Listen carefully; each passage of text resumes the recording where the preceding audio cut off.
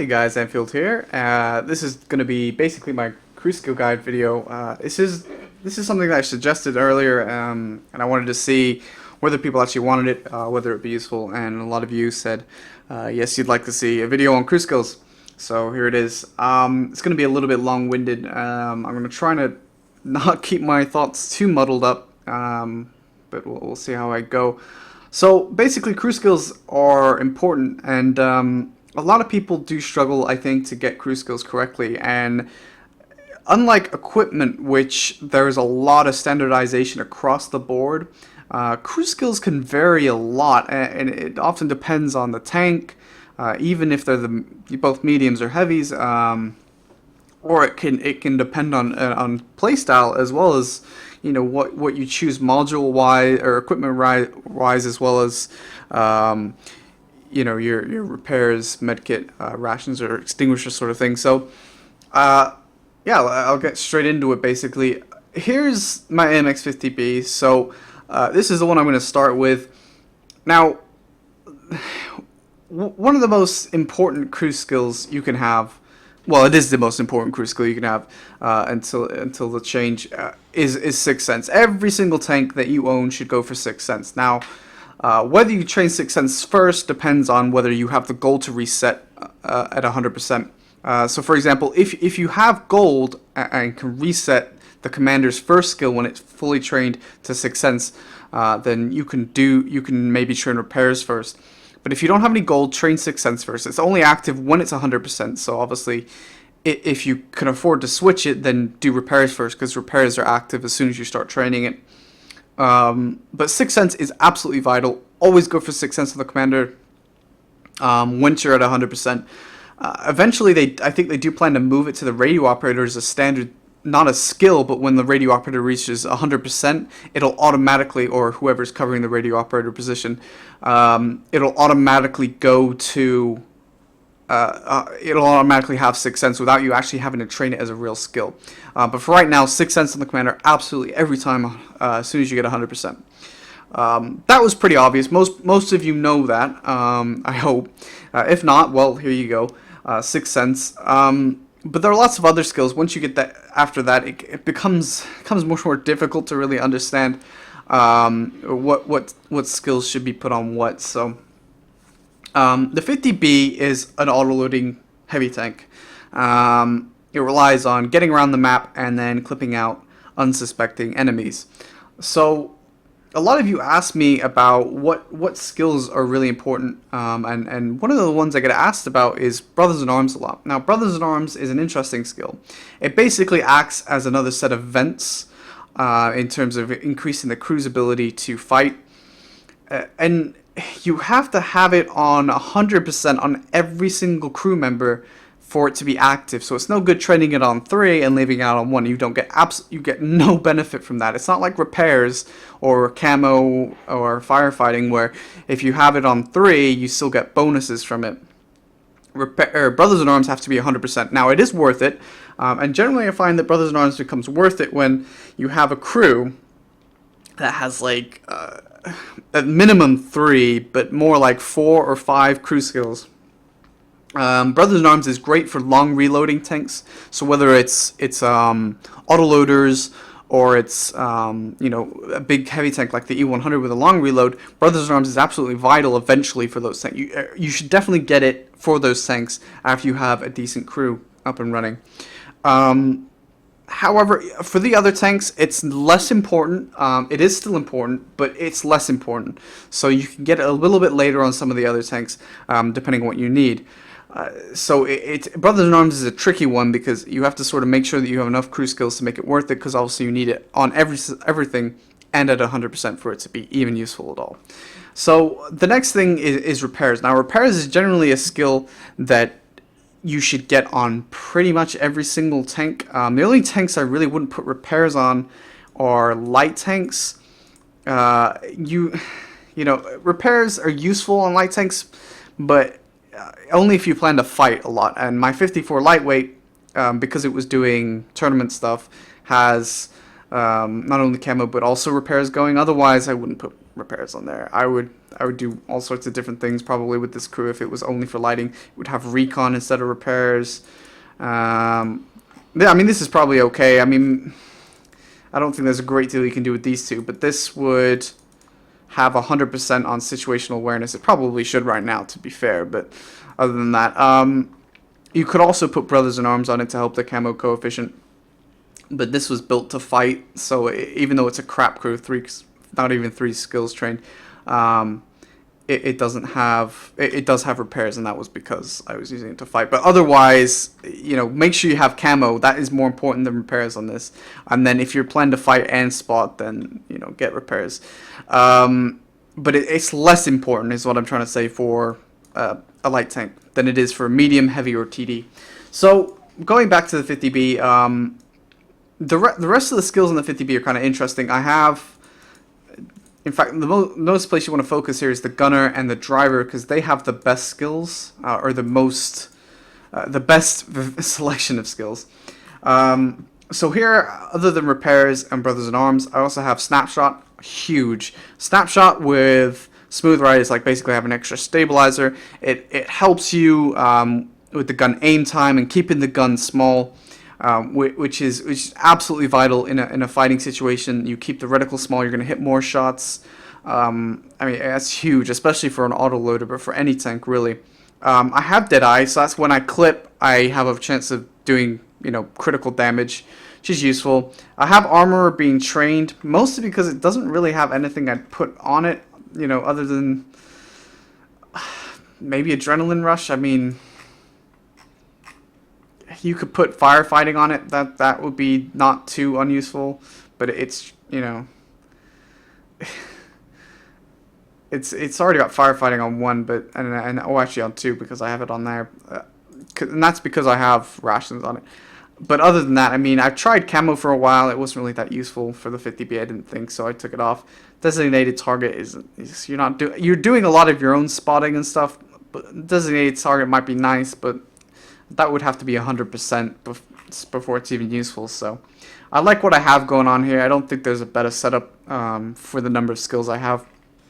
Now, this is interesting. On the driver, I have a Smooth Ride, again, really important. Off-road driving, that helps me flex around, move around a lot. And actually, off-road driving does a better job at helping you turn, more so than clutch braking. Now, together they're great, but off-road, because of the terrain resistance increase, you actually are able to turn faster most of the time with that than clutch braking itself. So that's something to consider when you're playing your tanks. Off-road is actually more important than clutch. I have the ramming skill for lulls mostly, but preventative maintenance would be useful. The only reason I don't have it is, again, I don't have a 100% slot for it, and this needs to be 100% before it's active, but otherwise it would probably be preventative over controlled impacts.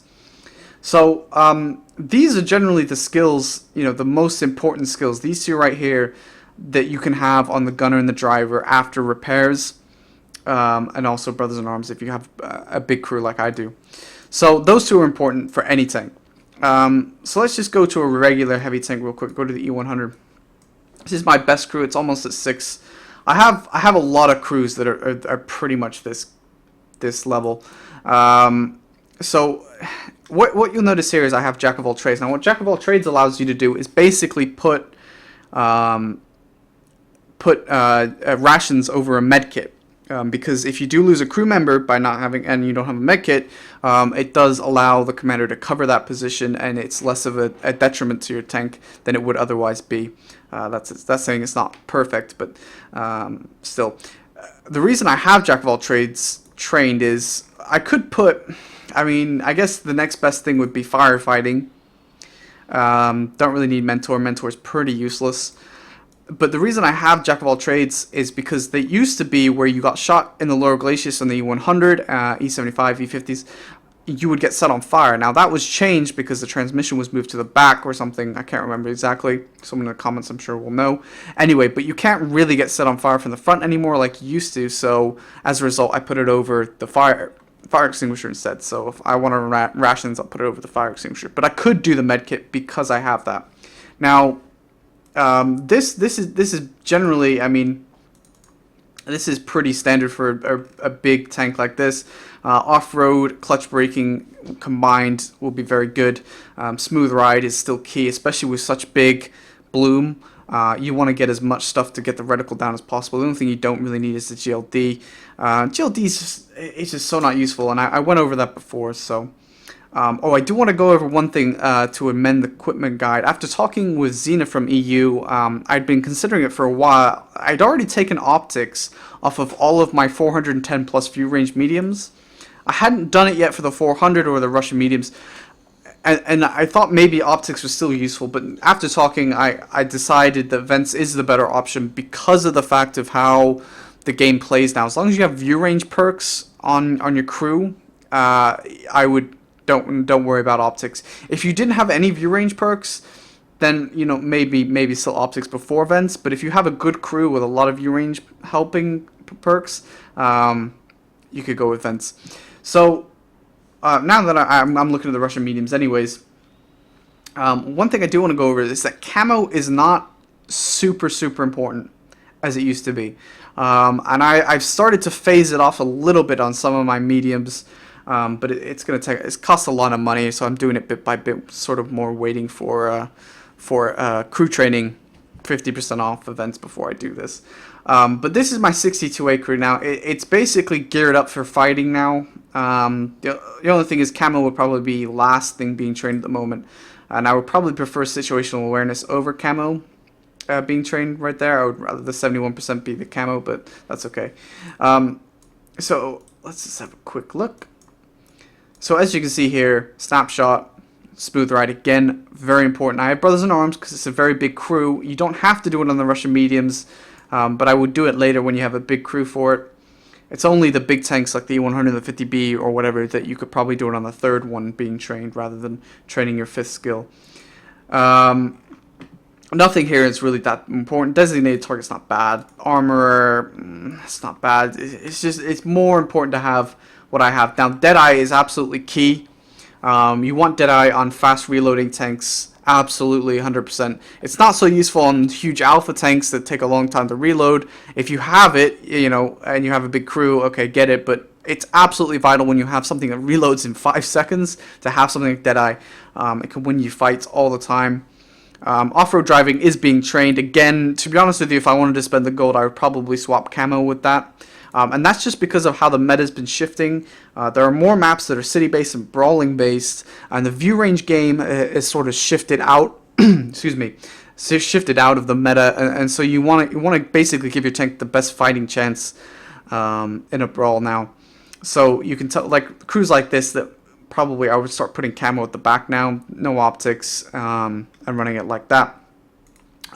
So this is a good example of a tank that if I wanted to run rations, I can't run it over the extinguisher because Object 140s get lit on fire all the time. They're not like E5s or 57s or whatever that basically never get lit on fire. They get lit on fire all the time. So if I was going to use my Object 140 and put rations on it, I would have to put it over the medkit. And before I would ever be willing to do that, I would have to take probably situational awareness and recon off, put Jack of all trades at 100%, and then put training situational awareness. Situational awareness is great because it gives you extra view range, but if I were to put rations on this tank, I would have to train Jack of all trades to make it worth it. So that's something else to consider while you're doing this. So, pretty much you can see how it can really vary depending on the tank. My Batshot still, although the Batshot's crew got taken off, it got a female crew. The Batshot's old crew is in the 30B, which is why it's a little wonky like this, because obviously the Batshot only has 3. Batshot, I think view range is very important still for it, and camo rather, is more important rather. At least it does get optics anyways, because, well, I mean, other than a GLD, there's nothing else you can really put on a Batshot. So this is my current Batshot setup. Brothers in Arms, or Sisters in Arms in this case, is okay, which is why I was happy to put it on here. But the camo is okay. The repairs, to be honest, if I was going to do this, I would probably take repairs off and put Deadeye on and then just train repairs on the next set. But I think camo is it's still better than repairs on the Batshot. That being said, the Batshot is really, you could really go either way on that one, and that's debatable, I think. So yeah, I mean, it just depends on what you're playing and how you plan on playing it. You know, this crew is a good crew as well, and you can see it's pretty much standard once you get to 5 skills that you have. But if you want to know what are the best skills to get first, just get repairs. You know, 6th Sense obviously on the commander. Don't worry about brothers in arms, especially on a tank like the E5, until you have a lot of crew skills. It's a lot of investment to train it, so you have to make sure it's worth it. But you know, if you go with this general setup where you have repairs, you know, you have your 6th Sense obviously, and then you have in the mid range you have your snapshots and smooth rides and things like that fully trained, your tank will perform very, very well. Off-road is very good too. So that's pretty much it for crew skills. It's one of those things where it often changes what is more important because of how the meta shifts. But generally, you can't really go wrong with repairs. You can't really go wrong with smooth ride and snapshot. So those are generally the ones you want to focus on.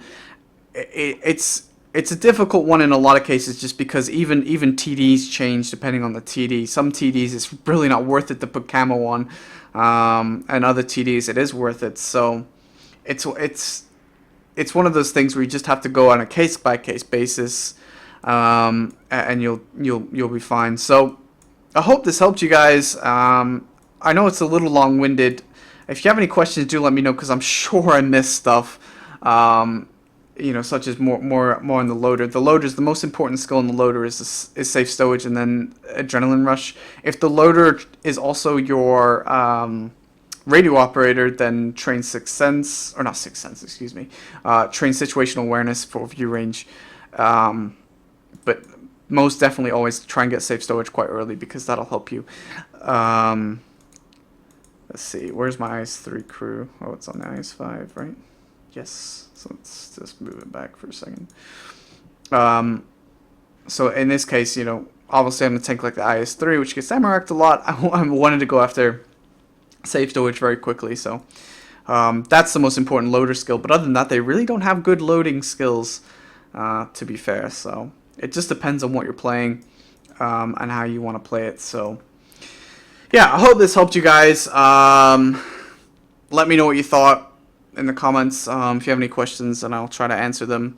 And if you're wondering, looking at this, it probably wouldn't have camo if I could afford to take it off. That was only an experiment, basically, with camo. It shouldn't have camo when the next sale comes on for crew skills or crew training. I'll swap it, but for now it has camo, even though it has a really bad camo coefficient. That's okay. So yeah, anyway, let me know what kind of videos you want to see next. I have obviously the settings guide, the equipment guide, and now this will be the crew guide. I don't think it's really worth it to go over consumables so much. I don't know, it will be a really quick video. I don't really know if there's a lot to talk about on that. But anything else you want to know that is kind of something that is game related, that doesn't take me hours of footage to show you how to do something, then by all means let me know. So yeah, thanks guys.